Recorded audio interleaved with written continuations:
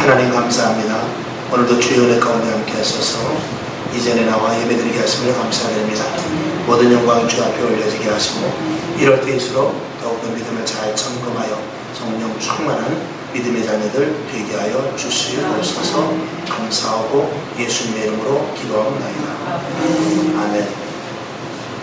자, 마지막 때 교회를 미워하고 성도들을 핍박하는 것은 성경에 이미 기록되어 있다. 나눠주신 것에 써있죠. 자, 요한복음 15장 18절과 23절을 다 같이 봅시다. 시작. 세상이 너희를 미워하면 너희보다 먼저 나를 미워한 줄 알라. 나를 미워하는 자는 또 내 아버지를 미워하느니라. 아멘.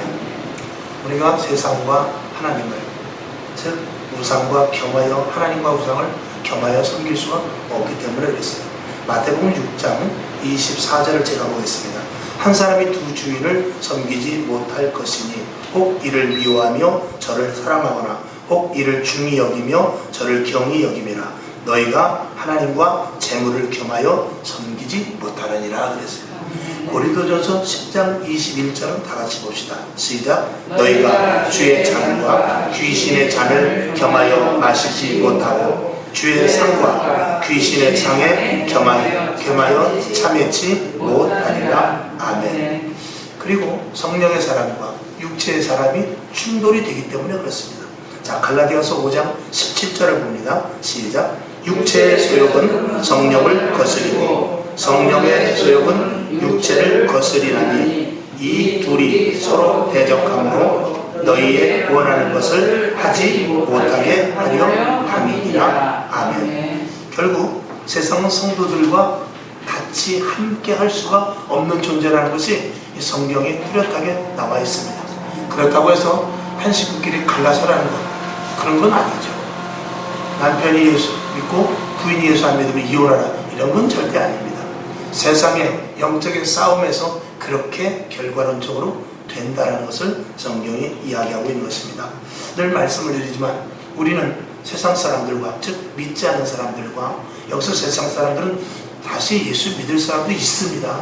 그런 사람들이 아니라 영원히 하나님을 믿지 않을 자들을 이야기하고 있습니다. 세상 사람들과 우리와의 목적지가 다르기 때문에 그래요. 목적지가 다르기 때문에 할 수 없이 가는 길이 달라야 돼요. 같은 길을 가면서 다른 목적지를 갈 수는 없습니다. 그러니까 이미 우리가 예수를 믿어 새 생명을 얻고 하늘로부터 신령한 것을 받아서 우리가 신령한 것을 받고 말씀을 먹으면서 하나님의 말씀대로 살기로 작정을 했으면 세상 사람들이 가는 길과는 전혀 다를 수밖에 없습니다. 그러니까 똑같이 매를 간다 할지라도 한 사람은 들림을 받고 한 사람은 버려둠을 당하는데 그 사람들의 영적인 길이 달랐기 때문에 그런 것입니다. 이사야 55장 9절을 쳐다보겠습니다. 하늘이 땅보다 높음 같이 내 길은 너희 길보다 높으며 내 생각은 너희 생각보다 높으니라. 당연하지요. 로마서 8장 7절을 볼게요. 육신의 생각은 하나님과 원수가 되나니 이는 하나님의 법에 굴복지 아니할 뿐 아니라 할 수도 없음이라 라고 분명하게 성경은 기록을 하고 있습니다. 그러니까 이 교회의 변질은 다른 것이 아니라 하나님이 아니라 육신의 생각이 들어가서, 여기 적혀있죠? 첫 번째, 육신의 생각이 들어가서 세상의 지식으로 교회를 세우니 목표가 이탈되어서 종교인들이 양산되는 것입니다. 이게 바로 이탈된 교회의 모습인 것입니다. 그러니까 이 교회는 언제든지 교회 것이 세상 바깥으로 나가야지, 세상 것이 교회 안으로 들어오게 되면은 그때부터는 변질이 될 우려가 굉장히 많습니다. 그래서 근데 우리는 어디서 왔어요? 우리는 세상에서 들어왔죠. 그리고 우리가 세상으로 나가서 복음을 전합니다. 그러니까 만일에 세상 것이 교회 안에 들어오는 것들이 있어요. 하다못해 악기도 들어오고, 당장 저부터 세상에서 교회 안으로 들어왔지 않습니까? 그럼에도 불구하고 제가 전제 조건으로 세상 것들이 교회 안에 들어오면 안 된다, 교회 그것이 세상으로 나가야 된다 라고 말씀드린 것은 뭐냐, 저와 여러분이 교회에 들어올 때는 그냥 들어온 것이 아니라 살아서 들어오면 안 됩니다. 절대로 살아서 들어오면 안 됩니다. 문화, 정치, 사회, 경제 이 모든 것들이 다 죽어서 들어와야 돼요. 그러니까 저와 여러분이 교회 안에 들어올 때 이 죽어서 들어와서 주님이 주시는 새 생명으로 말미암아. 이 마이크는 여기 와서 죽었어요. 그리고 하나님 앞에 쓰임받는 것이다. 쉽게 말한다면. 그러니까 이게 선물이 되는 것이죠. 이게 노래방에 있으면 노래방 마이크가 되지만 교회 안에 들어와서는 얘가 예수의 피로 죽고 하나님 앞에 쓰임받아 선물이 된 것입니다. 똑같은 나무인데 깎임을 받아서 여기 와서 이렇게 뒷단이 됐을 때 이건 선물이 되는 것입니다. 거룩한 것. 완전히 하나님의 것으로 된 것이죠. 이것은 이곳에 있으면서 이제 자기 역할을 다 감당할 것입니다. 우리들도 마찬가지예요. 우리가 죽어서 이 안에 들어온 것이거든요. 그리고 이 안에 들어서 죽으면은 다시 살아야 될 거 아니에요? 무엇으로 사느냐? 생명의 말씀으로 사는 것이죠. 하늘로부터 위로부터 공급하여 주시는 것으로 사는 것이죠. 그러니까 그게 끊어지면 우리 죽는 거예요. 근데 기도 안 하고 사는 사람이 있죠. 예배 안 드리고 사는 사람이 있죠. 말씀 안 보고 사는 사람이 있죠. 그 사람은 무엇으로 사는 것입니까? 다시 육이 살아서 사는 거예요. 그러니까 그건 그리스도인이 아니라 종교인이 돼버리고 마는 것입니다. 그런 사람들이 많아지면 교회는 자연적으로 변질이 되는 것입니다. 제일 먼저 주의 종이 그랬다면 그 교회는 대단히 죄송한 말이지만 망하는 거예요. 그러니까 항상 주의 종의 생각은 뭐냐? 언제든지 날마다 주의 종도 죽어야 되고요. 저 역시도 죽지 못한 부분이 왜 없겠습니까? 있죠. 그러나 날마다 죽여달라고 기뻐하는 것입니다. 언제든지 이게 잡초와 같이 더러운 것들이 나오거든요. 날마다 죽여야 되죠. 오늘도 이전에 나온 것은 제물이 되기 위해서 온 거예요. 우리가 아까 이제 예배 전에 잠깐 말씀을 나눴는데 절기에 대해서 얘기했는데 절기 때는 반드시 하나님 앞에 가야 돼요. 근데 무엇을 가느냐? 절대 빈손으로 가면 안 돼요.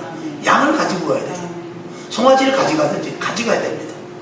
그럼 그걸 가져가서 죽일 때 누가 죽는 것입니까? 내가 죽는 것이죠. 오늘 예배가 무엇입니까? 양 죽이는 게 예배입니다. 그럼 오늘 이 자리에 나왔을 때 내가 죽고 그리고 새 생명으로도 새 사람의 모습으로 성전문을 열고 나가는 것입니다. 이게 예배인 것입니다. 그냥 예배를 드리고 교회 와서는 절대로 내 목소리는 나면은 안 되는 것입니다. 내 목소리는 없습니다. 성령의 음성을 들으러 온 것이고 하나님의 선포된 말씀을 듣고 행하러 온 것이고 그 다음에 위로부터 주시는 신령한 은혜를 받아서 내 신분과 내 자신이 어떤 존재라는 정체성을 알고 가는 것입니다. 이게 교회인 것입니다.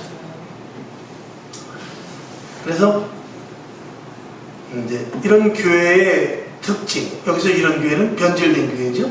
첫 번째, 세상의 방법과 문화를 교회로 유입시켜서 인간중심, 인본주의죠. 사람의 교회를 세워버리게 됩니다. 이 교회에서 사람이 중심이라면 큰일 납니다. 여러분이 우선입니다 하면 큰일 납니다. 언제든지 우선은 언제든지 하나님이 있습니다. 이게 신본주의여야지 인본주의가 되면 큰일 납니다. 만약에 여러분이 교회를 세웁니다라고 말했을 때 반드시 전제 조건은 뭐냐? 죽은 여러분이 필요합니다. 이렇게 말해요. 죽은 여러분이 필요하지. 여러분의 지식, 여러분의 경험, 여러분이 갖고 있는, 만약에 국회의원, 그래서 제가 가끔 말씀드리잖아요. 교회 국회의원 들어오면 그 교회는 망하는 거예요. 시장 들어오면 그 교회는 끝나는 것입니다. 왜? 시장의 영향력이 크기 때문에. 국회의원의 영향력이 크기 때문에 그 영향을 목회자가 안 받을 수가 없습니다.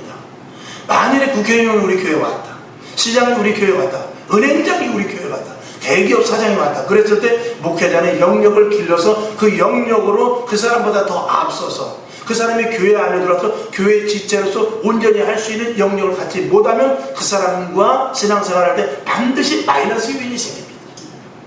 이건 굉장히 중요한 거예요. 여러분 좀 그런 말이 좀 오늘은 좀 정치적인 얘기를 조금 할 수 있을 것 같아요. 하도 이 교회를 핍박하니까 이 교회가 좌파 좀 변질된 교회의 특징 중에 무엇이냐면 그 교회는 반드시 국회의원이 있어요. 그 교회는 시장이 있습니다. 다 그렇다고 매도해서 말씀드리는 건 아닙니다. 국회의원과 시장과 그리고 대단한 권력가들이 재벌가들이 그 교회에 있을 때 그런 교회들이 거의 편향되기가 쉽습니다. 그건 꼭 좌뿐만이 아니에요. 우도 마찬가지예요. 만약에 그 구에 국회의원이 있다 그러면 그 국회의원을 목회자도 따라갈 수 있단 말입니다. 성도들도 따라갈 수 있고요. 그러니까 그런 것들은 굉장히 조심스러운 부분입니다. 그래서 극좌가 됐든지 극우가 됐든지 간에 그런 것들을 다스릴 수 있는 영적인 권세가 목회자가 있어야 되고, 그리고 누구든지 이 전에 들어오는 자는 다, 죄송한 말이면 다 죽여야 되고 죽어야 되고 죽을 수 있어야 돼요. 그렇지 않으면 교회로서의 존재는 어떻게 됩니까? 가치가 떨어질 수밖에 없는 것입니다. 그러니까 세상 것들이 유입이 되면 문화가 유입이 되고 세상의 지식이 유입이 되고 세상의 풍속과 유행이 들어오게 되면 교회는 변질될 수 있습니다. 그걸 죽여야 돼요. 그걸 죽일 수 있어야 돼요. 그래서 주님의 교회는 여기 써있대로 첫 번째로 교회를 세상에 알려야 하며 그 일에 타협하지 말며 하나님의 일하심을 기다려야 됩니다. 그러니까 주님의 교회를 세상에 나가서 알려야 되는데 무엇을 알립니까? 우리가 나는 죽고 내가 새 생명을 받은 것을 알려야죠. 그걸 알리는 것이 전도고 복음 전파입니다. 그리고 그 일에 대해서 절대로 타협을 하면 안 됩니다. 생명을 걸어야 된다 그 말씀이죠. 그리고 확실한 증거가 금방 나타나지 않는다 할지라도, 즉 핍박과 고난과 연단이 있다 할지라도 주님께서 일하실 때까지 기다릴 수 있어야 돼요. 이게 진정한 교회입니다. 사도행전 교회는 그렇게 됐어요. 그래서 야고보가 목배임을 당했어요. 순교를 했단 말이죠. 스데반도 순교를 당했어요. 그랬을 때 하나님 정말 살아계십니까가 아니라 그럼에도 불구하고 하나님의 일하심을 끝까지 기다린 교회가, 복음을 전하면서 생명을 걸고 복음을 전한 교회가 초대교회입니다. 그를 기다렸을 때, 베드로가 옥에 갇혔을 때 그는 노임을 받는 역사가 일어났어요. 사도 바울이 갇혔을 때 옥토가 흔들리고 옥문이 열리는 그런 일들이 일어나게 되는 것입니다. 기다려야 돼요. 희생이 필요하고 기다려야 됩니다. 그게 바른 교회, 온전한 성도들의 모습인 것입니다. 자, 오늘 본문에서 보니까 난리, 전쟁, 재난, 이것들은 마지막 때 징조라고 그랬어요. 일어나는 일들은 악한 영들의 계획 속에서 일어나는 일들과 하나님께서 우리를 시험하는 일들이 항상 같이 가는 것입니다. 그래서 화가 변하여서 복이 되기도 하는 것이고, 고난과 환난 가운데서도 하나님의 의미를 깨닫게 되는 것이고, 평안한 가운데서도 자칫하면 거기서 멸망을 당할 수가 있는 것입니다. 그러니까 모든 일은 하나님의 뜻이 다 있는데, 특별히 이렇게 힘들고 어려운 일이 있을 때도 하나님의 뜻을 찾아야 된다. 자, 마태복음 3장 12절을 제가 볼게요. 손에 키를 들고 자기의 타작마당을 정하게 하사 알곡은 모아 곳간에 들이고 쭉정이는 꺼지지 않는 불에 태우시리라. 누가복음 3장 17절도 같은 말씀입니다. 결국은 어디다가, 여기 보니까 손에 키를 들고 자기의 어디다가요? 타작마당에. 타작마당이라는 것은 여기서 장소를 말했지만 하나님이 우리가 이러는 재앙과 환난과 고난과 역경과 핍박, 이것을 하나님이 눈으로 지금 보고 있는 중이라는 말입니다. 보고 있는 상태에서 한다는 것이 이 내 타작마당에, 자기의 타작마당에 논다라는 의미인 것입니다. 그러니까 일어나는 모든 일들을 하나님께서 모르시나요? 다 아시죠. 지금의 코로나 사태, 또 홍수, 또 어디는 감옥, 캘리포니아가 어디는 50도 이상 올랐다고 그러는데, 그런 일들, 이런 것들 속에서 사람들이 어떻게 반응을 하는가, 예수 믿는 사람들이 어떻게 반응하는가를 하나님은 마치 타작마당에 이 탈곡을 하려고 갖다 놓듯이 우리를 보고 계시는 것입니다. 그 중에 저와 여러분이 모두가 다 알곡이 되어야 될 줄로 믿습니다. 자, 다섯 번째 보면 사단의 세력이 나옵니다. 이 사단의 세력은 전쟁과 기근과 재앙, 이런 것들을 통해서 자신들이 기독교 말살을 할 수 있는 도구로 기가 막히게 사용을 합니다. 여기들은 나치 히틀러 때에 그 유대인 학살할 때도 그들은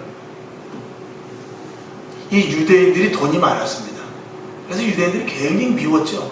그래서 이 유대인들을 어떻게 해서든지 처단을 하려고 했고, 또 민심에서도 이 유대인들이 아주 사채업자들, 고리대금업자들이 많고 돈들이 많으니까 미워하는 사람들이 많이 있었습니다.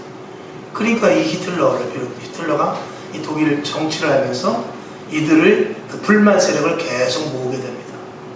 그래가지고 그들이 성찬하는 피해의식, 이런 것들을 한번 지금으로 말하면 살짝 몰카를 찍어서 이들이 포도주를 먹는데 이게 사람을 잡아놓고 먹는다. 전혀 이해되지 않고 전혀 믿지 못할 소식이지만 계속 말합니다.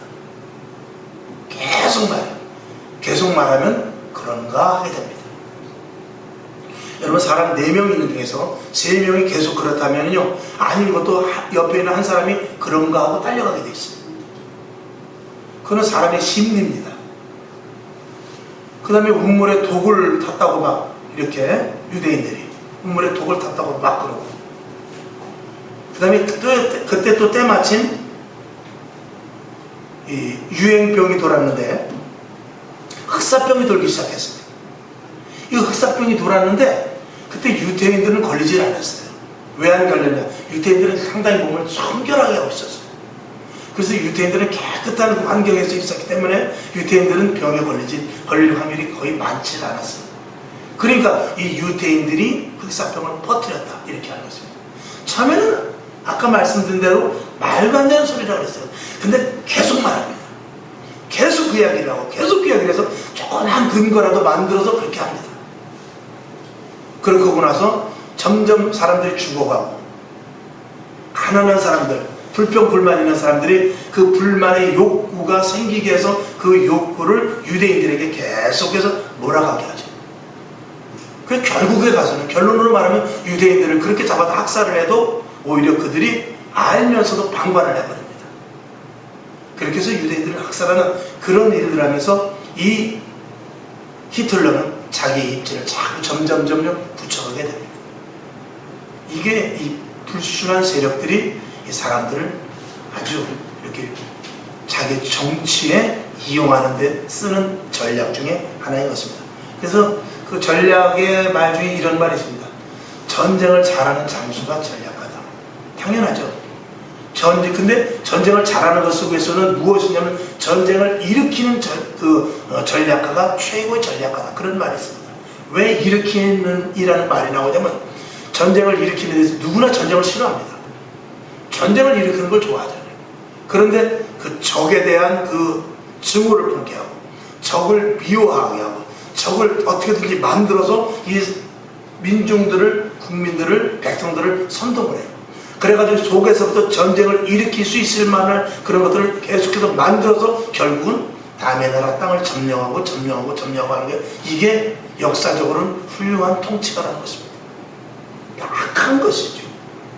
그러나 그 악함에도 불구하고 그것을 미화시켜서 국민들을 잘 이끌고 가는 사람이 최고의 정치가인데 아주 악한 것이죠. 자, 그 다음에 로마 시대 때도 보면 예수 믿는 사람들을 핍박한 것, 여러분들이 제가 말씀드리지 않아도 잘 알 것입니다.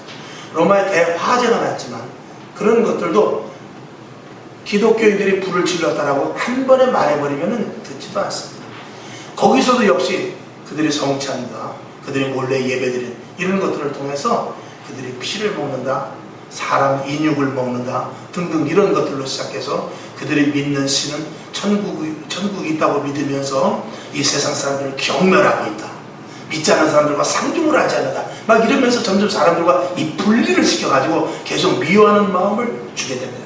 그런 것들을 계속 주면서 대화재 사건에까지 가게 이르렀을 때,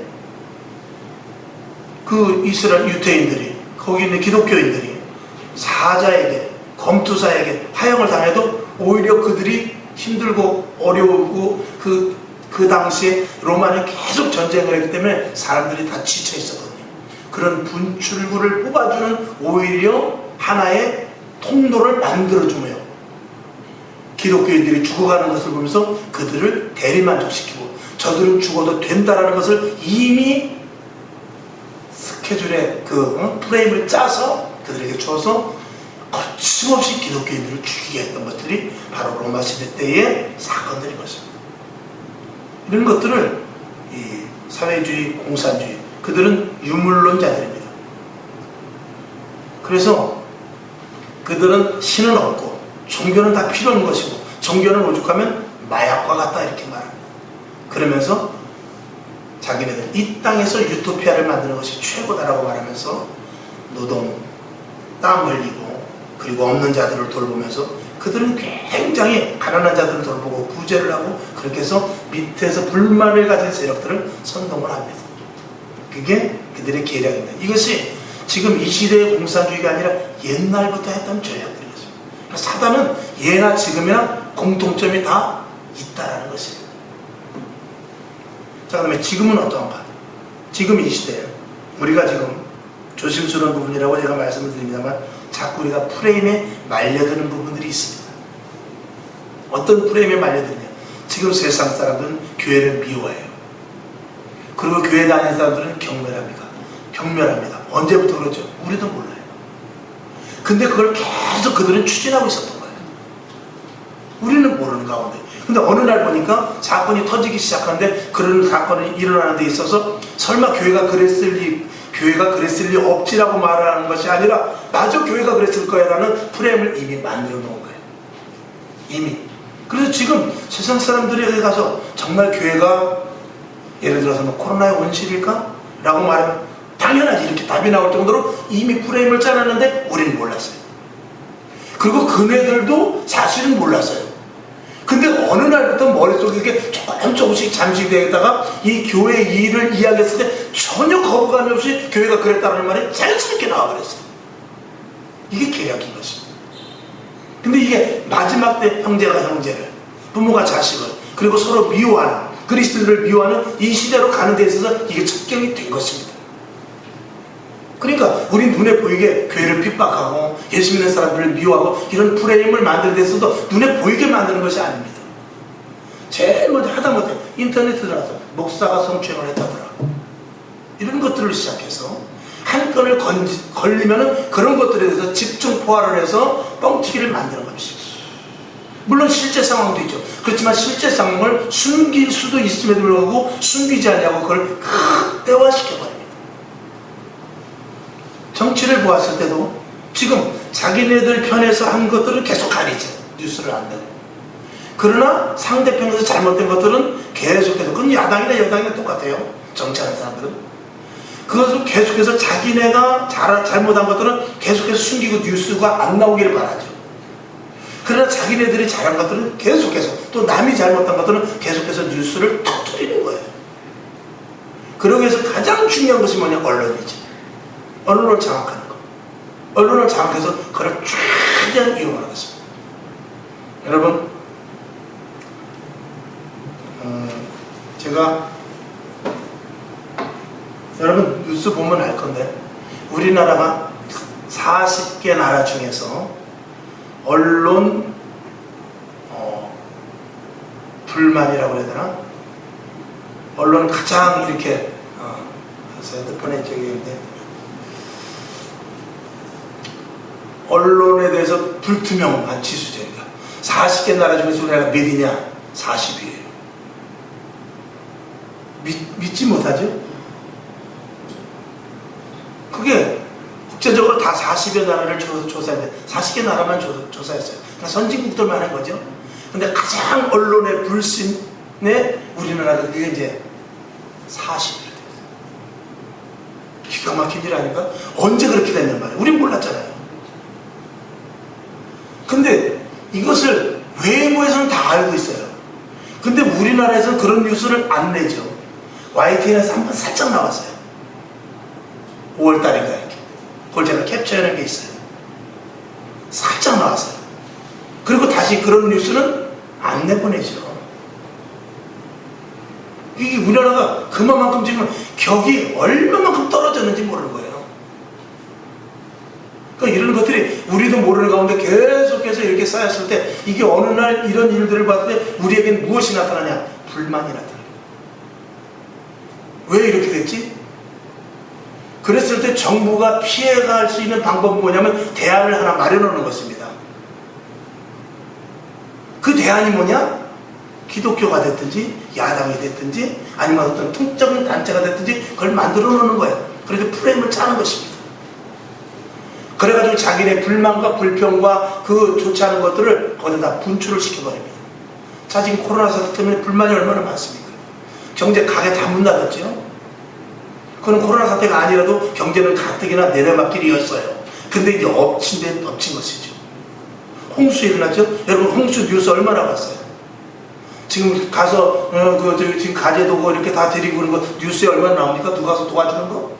옛날 같으면요 뉴스 틀자마자 봉사대원들 자원봉사들이 가가지고 하는 거 땀 흘리는 거 뭐 도지사도 가고 시장도 가고 국회의원도 가고 그런 것들 다 보여줘가지고 구슬땀을 흘리는 거 그런 것들을 처참한 광경을 보여주는데 지금 얼마만큼 봤습니까? 저는 본 적이 없어요. 몇 번. 왜 그렇죠? 그런 것들은 정부의 침묵이기 때문에 자꾸 가리는 거예요.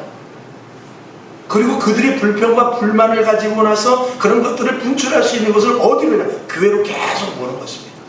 제가 편향되게 이야기한다고 해도 좋지만 이게 영적인 것에 대하여서 여러분이 이해시키기 위해서 제가 말씀을 드리는 거예요. 앞으로 교회가 그리스도인들이 이렇게 코너로 몰리는 시대가 올 것을 성경에서 말했어요. 그리고 그것을 왜 제가 말씀드리냐면 감수하라는 거예요. 감수하라는 것입니다. 그거를 대해서 왜 기독교인만 가지고 그냥 이렇게 하지 말고 감수하고 기도하라는 거예요. 기도하면서 하나님 마지막 때에 정신 똑바로 차리고 기도 많이 하고 말씀에도 이렇게 했는데 이것을 이길 수 있도록 하나님 도와주옵소서. 끝까지 견디기를 원합니다. 이왕이면 질병도 걸리지 않고 또 질병이 걸린다 할지라도 이겨낼 수 있는 힘을 주시고 등등 경제적으로 힘들고 어려워도 하나님이 이겨낼 수 있도록 도와주시옵소서. 이렇게 기도하라고 제가 말씀을 드리는 것입니다. 정부의 어떤 이런 조치 이런 것들이 참 미운 부분이 있죠. 그러나 그것이 정부의 어떤 개인이 하는 것이 아니라 사단의 세력들이 그런 부분에 대해서 개입을 하고 있다라고 보는 것이 맞습니다. 사람은 미워하면 안 됩니다. 그러니까 자 교회가 문을 닫고 기독교인들이 구속되고 그래도요 세상 사람들이 잘한다고 박수를 치지 그렇다고 뭘 그렇게까지 할까? 그런 마음이 지금 다 하나도 없어질 만큼 이미 다 보이지 않게 우리도 몰라요. 그렇게 다 이미 사람의 마음속에 그걸 심어 놓은 거예요. 기가 막히죠. 사탄은 그렇게 계략을 짜고 있는 것입니다. 계속해서 증오감을 실어주고 그리고 자기네들이 힘들고 어려운 것들이 이런 교회가 하나가 문을 닫았다든가 아니면 기독교인들이 구속이 됐다든가 이런 것들을 보면서 자기네들이 조금씩 위로를 받는 것입니다. 이 악한 세대의 특징이에요.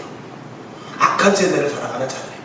그러니까 이 악한 것들도 전염이 되고 이렇게 오염이 됩니다.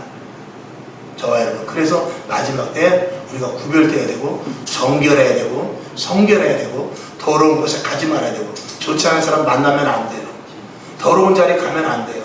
그래서 자꾸 점점 깨끗해지기 위해서 노력을 해야 되는 것은 가만히 있으면 더러워지기 때문에 그래요. 그것을 세속화라고 말하죠. 절대로 세속화되면 안 됩니다. 그리스도인들. 그러니까 옛날보다 지금은 더 말씀을 봐야 되고 더 기도해야 되고 더 정결하기 위해서 더 애써야 되는 시대인데 예배를 안 드린다? 이거는 사단의 계략이죠. 굉장히 좋은 거죠. 마귀가 볼 때. 그렇게 해서 영적으로 무디게 해서 오염시키고 세속화시켜서 결국은 망가뜨려 버리는 것입니다. 자, 이때 무슨 현상이 나타나냐? 오늘까지는 교회를 나오지 않았던 분들 다는 아닙니다. 교회를 못 나오시는 분들 여러 가지 형평 과정요. 코로나 때문이라든지 자식 때문이라든지 아니면 뉴스 때문이라든지 안 나온 사람들이 어떻게 되느냐? 세상 사람들이 교회가 망해져가는 것을 보고 즐거워하고 기독교인들이 구속되는 것을 즐겨하고 있을 때 자신도 모르는 가운데 그들 앞에서 그러면 안 되라는 말을 그러면 안 된다라는 말을 못하게 함구령이 느려질 수밖에 없는 분위기를 타게 됩니다. 그런 분위기 속에서 자기도 모르는 가운데 옆에서 싫어도 박수를 치게 되고 그러다 보면 점점 그리스도의 영 하나님의 성령은 나에게서 멀어지고 그 사람 화돼 그래서 다시는 교회 오지 못하는 경우가 생길 수 있다라는데 이게 굉장히 어려운 문제인 것입니다. 이해가 가시죠?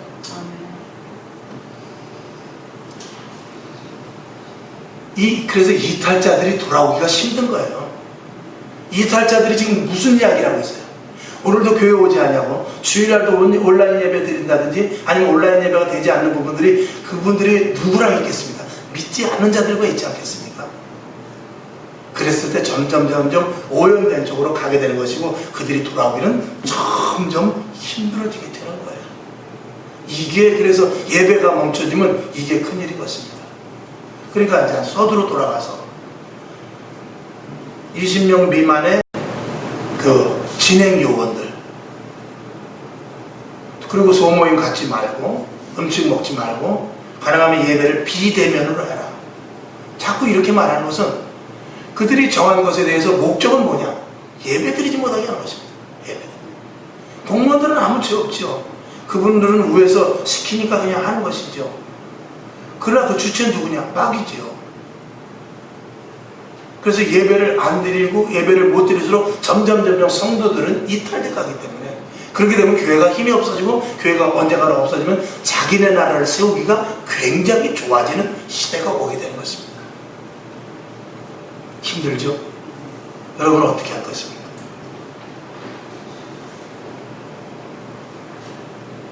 그럼에도 불구하고 우리는 누굴 믿어야 되죠?